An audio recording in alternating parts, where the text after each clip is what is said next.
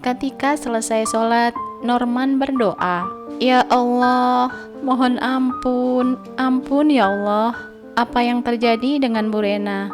Selama ini memang aku menikahinya karena janjiku kepadanya. Aku menepati janjiku dan ingin membuat emak bahagia. Sampai kini, entahlah, aku masih tidak bisa menyukainya, walaupun entah kenapa aku bahagia dan nyaman bersamanya.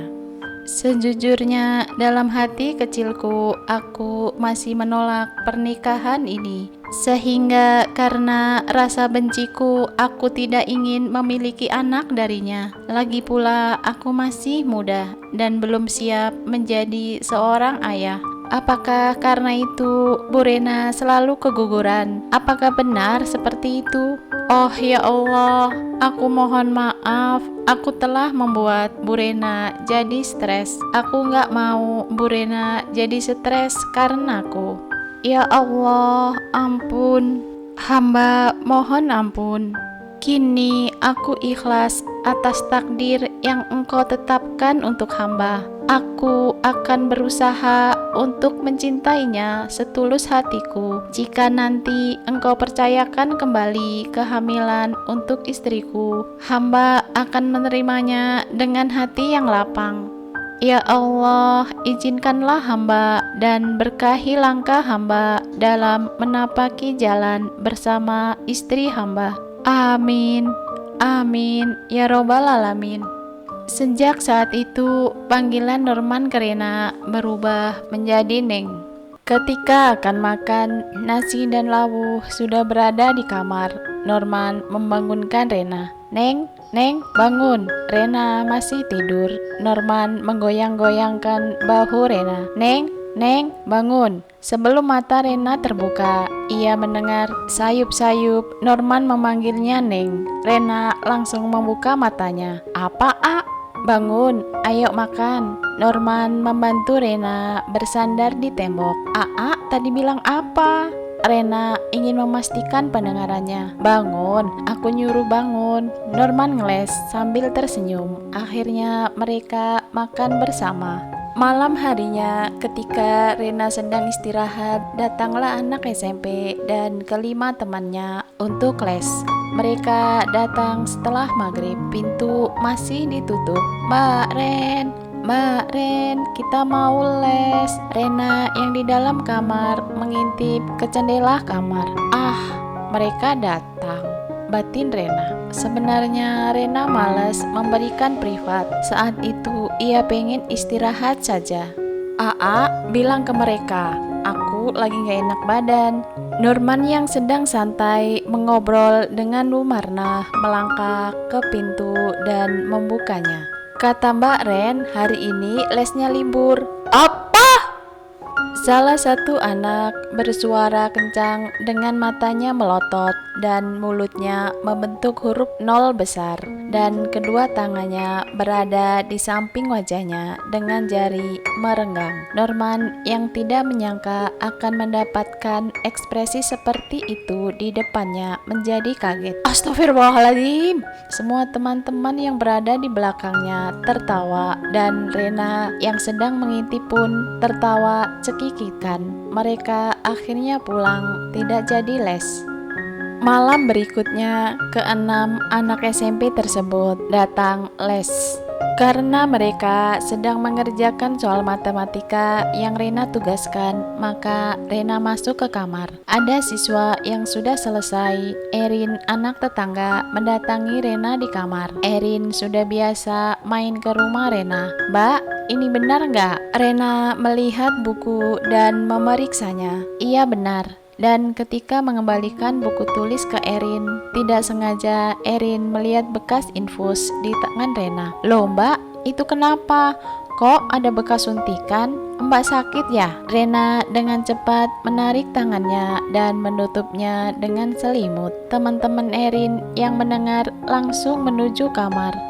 "Mbak sakit ya? Pantes kemarin kita nggak boleh les. Maaf ya Mbak. Sekarang masih sakit nggak? Kita pulang yuk." Rena hanya tersenyum mendengar pertanyaan bertubi-tubi dari kelima teman Erin. Mereka berenam memenuhi kamar Rena.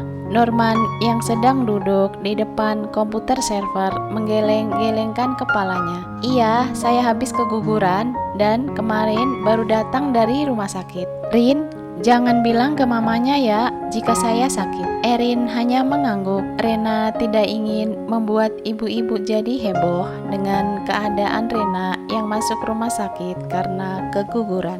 2 hari kemudian, di suatu sore, rumah Rena didatangi ibu-ibu se-RT. Mereka ingin menjenguk Rena. Ternyata Erin memberitahukan ke mamanya dan mamanya Erin memberitahukan ke Bu RT. Mbak Ren, berarti yang waktu itu sampean baru keguguran ya? Apa gimana? Tanya ibunya Mira. Rena tersenyum. Iya Bu, baru keguguran dan perutnya sakit baru malam minggunya. Tuh, pantes waktu itu mukanya pucat.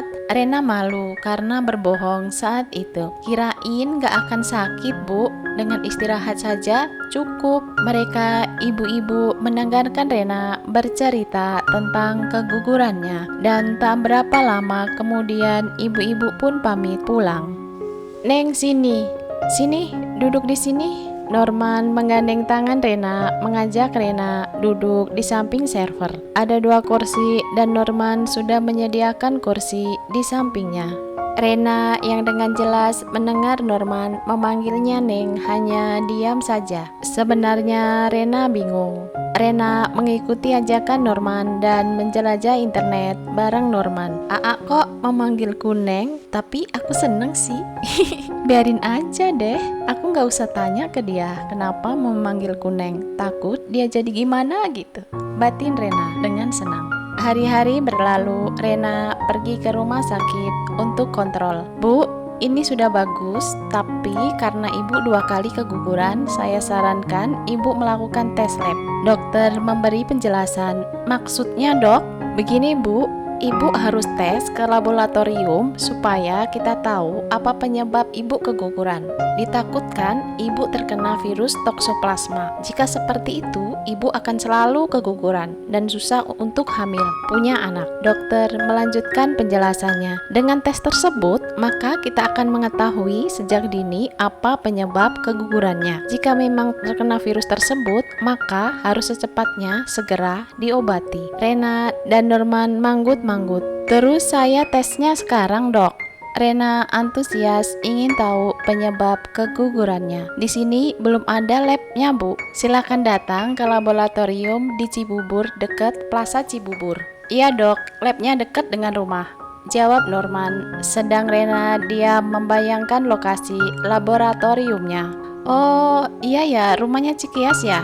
Rena yang tadi melamun langsung mendengarkan dokter dengan seksama. Jika ibu sudah nggak keluar darah nifas lagi, ibu bisa KB. Karena rumah ibu di sana jauh dari rumah sakit ini, maka tidak apa-apa jika ibu KB di sana. Bisa ke bidan. Rena mengangguk. Satu lagi Bu, 3 bulan setelah dikuret, jangan hamil dahulu ya. Kenapa dok? Rena ingin tahu, soalnya ketika pasca kuret pertama, dokter tidak menjelaskan akan hal ini.